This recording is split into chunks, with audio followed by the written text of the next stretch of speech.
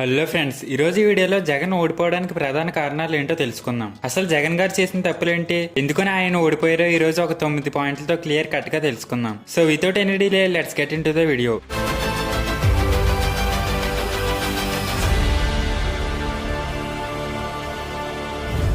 Point number 1, ప్రభుత్వం పట్టించుకోవాల్సిన ప్రధాన విషయాలైన సంక్షేమం, అభివృద్ధి అనే ఇద్దరు బిడ్డల్లో సంక్షేమం అనే బిడ్డను సంకనెత్తుకుని తిప్పి అభివృద్ధి అనే రెండవ బిడ్డను రోడ్డు మీద కాలు కుదిలేశాడు. అందుచేత అభివృద్ధి అనే రెండవ బిడ్డ కోపగించిన కారణంగా దాని శాపం తగిలింది. అది ప్రజల ఓట్ల రూపంలో వ్యక్తమైంది. పాయింట్ నెంబర్ 2, అభివృద్ధిలో ప్రధాన విషయమైన రోడ్లను అసలే పట్టించుకోలేదు. ఒకవేళ రోడ్ల గురించి పట్టించుకుందామన్నా బటన్ నొక్కులకే ప్రభుత్వ ఖజానా సొమ్ము సరిపోయేది కాదు. ఇక రోడ్ల మరమ్మతులకు, కొత్త రోడ్ల నిర్మాణాలకు ఎక్కడి నుంచి తెస్తాడు? ఆ విధంగా రోడ్లు తుక్కు అయిపోయి ఫ్యాన్ రెక్కలు తుక్కుగా ఎరగొట్టేశాయి ప్రజల ఓట్ల ఆగ్రహజ్వాలల రూపంలో. పాయింట్ నెంబర్ 3, అక్కడ కేంద్రానికి సరిపడా మెజారిటీ ఉండడం ఇక్కడ జగన్ ప్రభుత్వానికి సహాయ సహకారాల రూపంలో పెద్దగా ఉపయోగపడలేదు. పైగా కరోనా ఎఫెక్ట్ జగన్ కి తీవ్ర నష్టాన్ని చేకూర్చింది. వస్తానే జగన్ కరోనా అనే రోగాన్ని తెచ్చాడు అనే టాక్ ప్రజల నోట తరచూ వినపడేది. ఆపై యుద్ధాలు, రష్యా ఉక్రెయిన్ యుద్ధం ఎంతో కాలం కొనసాగింది. కరోనా మరియు యుద్ధాలు జగన్ కి కనబడిన నష్టాన్ని చేకూర్చాయి. Point number 4, Jagan Christianity. Jagan క్రైస్తవుడు, జగన్ కుటుంబం క్రైస్తవ కుటుంబం అని రాజశేఖర రెడ్డి ఉన్నప్పుడు కానీ 2019 ఎలక్షన్ అప్పుడు కానీ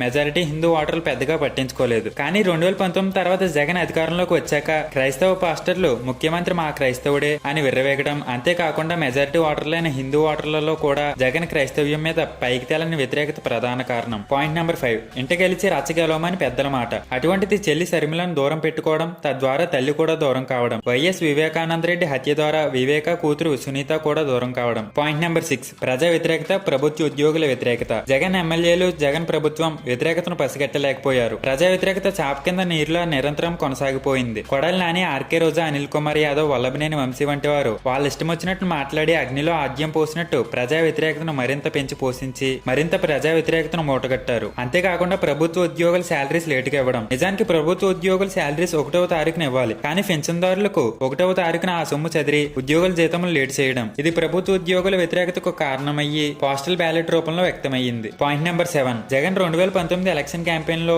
మద్యపాన నిషేధాన్ని చేపడతానని చెప్పి మద్యపాన నిషేధం చేపట్టకపోగా ప్రభుత్వం చేతే మద్యం అమ్మకాలు జరిపించడం జగన్ చేసిన ఘోర తప్పిదం. పైగా మద్యం క్వాలిటీ తగ్గించి రేట్లు పెంచి మద్యపాన ప్రియులు ఆగ్రహజ్వాలల్లో పడిపోవడం సూచించదగ్గ కారణం అయ్యింది. పాయింట్ నెంబర్ 8, ఎలక్షన్ సమయానికి దగ్గరగా చంద్రబాబు నాయుడిని అరెస్ట్ చేయించడం పెద్ద తప్పిదం. అది ఓటర్లలో చంద్రబాబు నాయుడికి సానుభూతిని పెంచింది. దీనికి ఉదాహరణగా మీరు చూడండి, గతంలో జగన్ ని జైల్లో పెట్టడమే జగన్ ముఖ్యమంత్రి కావడానికి ప్రధాన కారణం అయ్యింది. తిరిగి ఇప్పుడు పునరావృతమైన ఆ విధమైన చంద్రబాబును జైల్లో పెట్టడమే జగన్ కి మైనస్, చంద్రబాబుకి ప్లస్ అయ్యింది. చంద్రబాబు జైల్లో ఉన్నప్పుడు పలకరించడానికి వెళ్లిన పవన్ కళ్యాణ్ ములాఖాత్ టీడీపీ జనసేన పొత్తుగా పరిణమించి జగన్ పార్టీ ఓట్లను చీల్చి మరింత నష్టానికి కారణమయ్యింది. పవన్ కళ్యాణ్ ని ఎప్పటికప్పుడు గిల్లికజ్జలు పెడుతూ వైఎస్ఆర్సీపీ వాళ్ళు పవన్ కళ్యాణ్ ని చంద్రబాబు నాయుడికి మరింత దగ్గర చేస్తూ పవన్ కళ్యాణ్ ని మరింత మెరుపులా అగ్గిపిడుగులా తయారు చేసుకుని తమ నష్టానికి తామే కారణమయ్యారు. పాయింట్ నెంబర్ 9, సంక్షేమ పథకాల పేరుతో రాష్ట్రాన్ని అప్పుల కుప్పగా మార్చడం. ఒక ఊరికి ఒక సర్పంచ్ ఆ గ్రామంలో ఉన్న పంచాయతీని తాకట్టు పెట్టి లోన్ తీసుకుంటే అది ఎంత చిన్నతనమో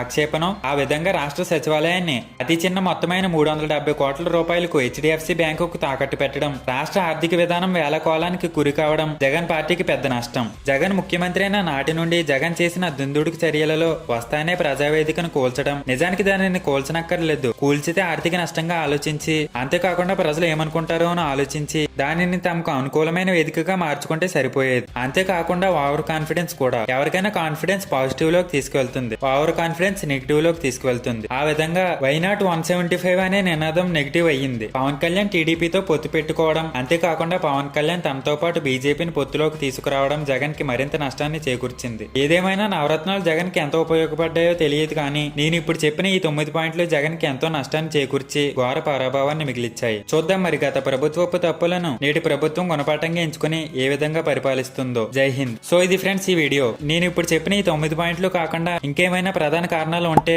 కమెంట్ చేయండి. ఈ వీడియో నచ్చితే లైక్ చేసి ఇలాంటి మరెన్నో ఇంట్రెస్టింగ్ వీడియోస్ కోసం నా ఛానల్ ని సబ్స్క్రైబ్ చేసుకోండి. నెక్స్ట్ వీడియోలో కలుద్దాం. అంతవరకు సైనింగ్ ఆఫ్. Bye bye.